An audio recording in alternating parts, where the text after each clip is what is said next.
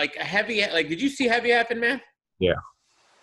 That I don't know how long has heavy half been rapping? A little while now. Not that new, right? No. How'd you call that battle? I think he fucked up on this first round, Heavy Half did, because it was super short. I think he kind of cut it. So the first round was definitely for math. The second round, I think Heavy Half was his best round. I think it kind of matched. If there was any debatable or a close round, it would have been the second. And then the third was just with Heavy Half. So, yeah, it was kind of like a 30 on math. Yeah, I just thought it just showed different levels. And I really like Matt's angle about dude not promoting the battle. If RBE is going to have this in the contracts, why is it only for the top tiers to have to do it? This is the whole point. Like, it doesn't even make sense. The zero promotion by Heavy Half. Doesn't even have a Twitter. I don't know. All right. And I love that whole angle. You know, you ain't a star like that. If anyone should, you got Math Hoffa. If I got to battle Math Hoffa coming off and what he did to Hollow, all right, nobody know. Do you understand what I would be doing? All right, the kind of shit talking I would be doing. And these guys, it just doesn't matter. It doesn't matter. They don't have that you know, that smarts about them of how to sell a fight. And you know, I get that it's social media isn't for everybody, but then, you know, the world of battle rap entertainment might not be for you because it's part of how you sell a battle. And Matt's right. Well, why is it in his contract that he has to do things? And this has been my problem with ARP. It seems like it's selective. It's selective.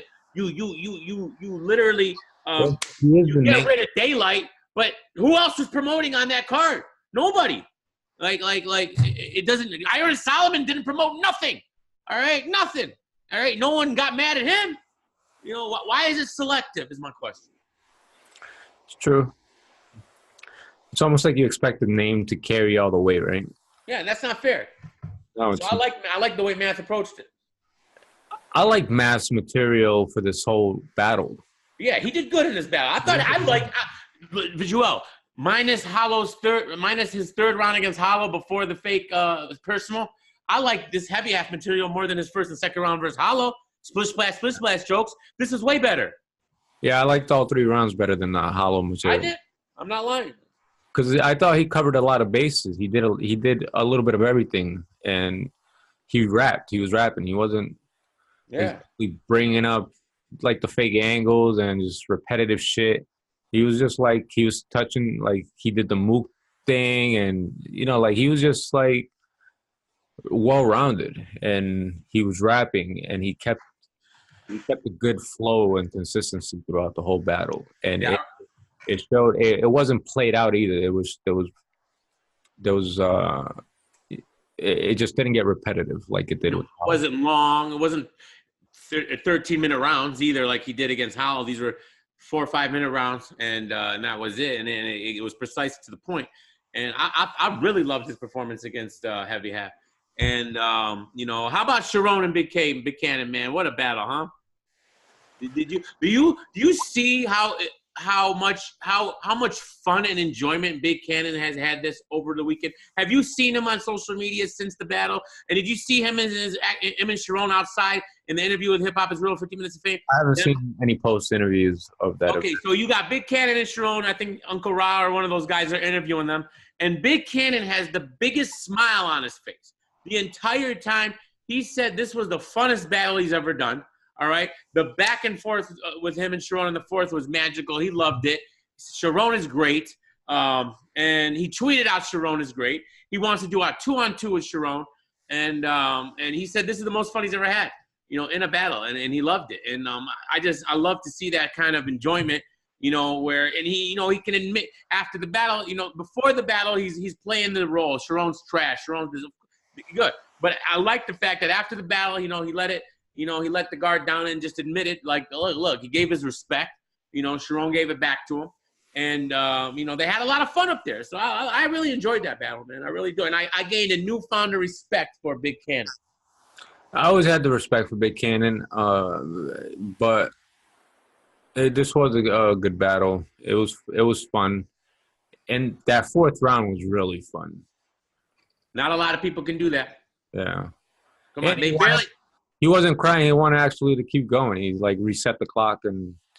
Oh yeah, remember IRP before the round started. This is a 3-minute round. And we're cutting you off right in the middle because they didn't get paid for it. You know, this was agreed to afterwards. They just said to do it for the culture.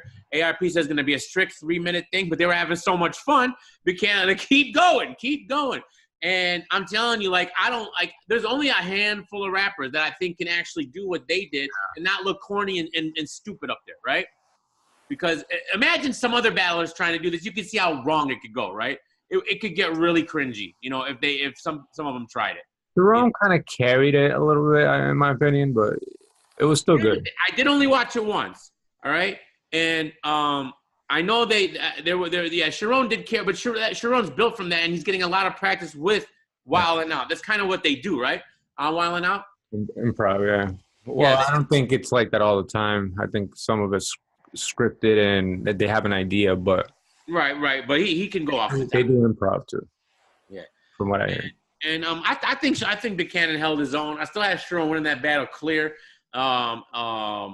first and third round. I thought it was a fun battle, man. And I just like to see how much, you know, that's what it should be about at the afterwards, you know. Running up to it, yeah, you can have, you know, you sell the fight, but afterwards, you know, it should be all cool and fun. That's how I wish Hollow and Math battle would have ended up, you know. I would have loved to see Hollow and Math after that battle in an interview with 50 Minutes of Fame talking it up and being cool again, you know. But instead, it's gotten worse. Like, it's way worse now than it was prior because of everything that's happening with the LOM and everything. So, you know. Yeah, I probably wouldn't be as salty with the whole ordeal if it would have been squashed, because at the end of the day, that's the foundation of why we watch and they do this. If you got your beefs and you want to battle, you want to settle your differences in the ring, not carry on after. That's why I think, like you were saying, he can't get over it. He can't get over the punch. I think if he battled Diz or even fought Diz, wouldn't matter. It wouldn't. No. It wouldn't. Make things worse. Because imagine he fights Diz and loses the fight. Yeah. All right? Now his pride's really going to get to him. Now imagine if he fights Diz and whips Diz's ass. Now Diz is going to be more mad afterwards, you know what I'm saying? And want another sort of revenge. And it just continues a cycle of bullshit. All right? That's why I think fights don't solve anything. You're right. The whole point of battle rap is get in the ring, solve your differences in the ring, and then afterwards dap it up, be cool. You don't have to ever battle again. You know, we're not enemies no more, and it goes from there. But instead, you know, we go into all this ridiculousness, and it just puts a sour taste in my mouth and makes me want to not revisit that battle because I know all the other stuff happening afterwards, you know. But anyways, did you watch the whole? There's certain shit like you just can't let go of. It's like Serious Jones can never let go of the math punch. Yeah, he's another one. Unless he gets to fade, and I think. He probably could be the one who can get over it if they just go at it.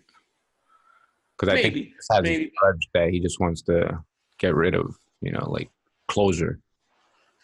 Yeah, but they gotta know, man. Like the only way you're gonna get over something if you just get over it. Like nothing that's actually gonna happen in the real world physically or anything like that will ever make anything better, man. And I'm a stern believer in that.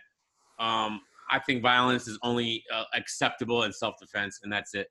And everything else is just a bunch of pride in getting people's ways, and it destroys everything. So, anyways, did you watch this whole event? I haven't watched a couple battles yet. The Ill Will, I was listening to it live because I was preoccupied, and it sounded like Ill Will was doing really good. I didn't see much of that. I actually meant to go back and watch that, but gotta go back. I've seen most of Jay Murder, and was it Same Mike or no Bad News? I saw some of that. No, I did see. Was it Bad News, right, or Same Mike? Bad News in Jay Murder. Bad News versus Bad News and Jay Murder. I saw that one. Yeah, St. Mike battle Cortez. Yeah. So, and I didn't see that one yet. I thought Bad News beat him. Yeah, 30. Yeah. Yeah. So and Bad. Did you see Bad News Tay Rock? I paused, but I listened to it taking a shower. Like, so I didn't watch it. I wasn't like fully in the moment. I was just listening to bars, and it seemed all right. I don't think it was.